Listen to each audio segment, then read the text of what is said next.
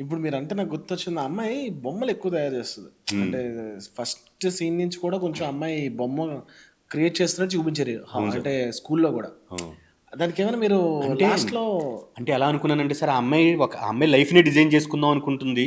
హ్మ్. అది బాగా ప్రాపర్‌గా సెట్ అవ్వట్లేదు అన్న దాని మీద నేను ఆ అమ్మాయి లైఫ్‌ని డిజైన్ చేసుకోవడానికి ట్రై చేస్తుందని చెప్పి అలా ఒకటి పెట్టాననమాట సార్. అచ్చచ్చా! Actually okay. క్లైమాక్స్ వేరే అనుకున్నాను సార్. యాక్చువల్‌గా లాస్ట్ చూసేసరికి హ్మ్. ఈ అమ్మాయి ఎప్పటి నుంచి ఫస్ట్ నుంచి ఒక బొమ్మ డిజైన్ చేస్తుంది కదా సార్. ఒకటి ఏదో ఒకటి తయారు ఆ! చేస్తుంది. ఓకే. లాస్ట్ టైమ్ చూసేసరికి అది అప్పుడు రివీల్ చేస్తే దానికి పర్ఫెక్ట్ షేపు, పర్ఫెక్ట్ ఫార్మ్ అవును. వచ్చి అవును. అప్పుడు అవును. ఈ అమ్మాయి లైఫ్‌ని అందులో రిఫ్లెక్ట్ అయ్యేలా చేద్దాం అనుకున్నాననమాట సార్. కానీ నిజంగానే బావుండేది కదా! అలా కానీ కూడా అలా ఇంకా చేయకుండా ఈ మెంటల్ హాస్పిటల్ దీంట్లో అంటే అసైలంలో యాక్చువల్ అది కూడా బావుండేది. హ్మ్. మీరన్నది ఈ ఈ మీనింగ్ బావుంది. హ్మ్.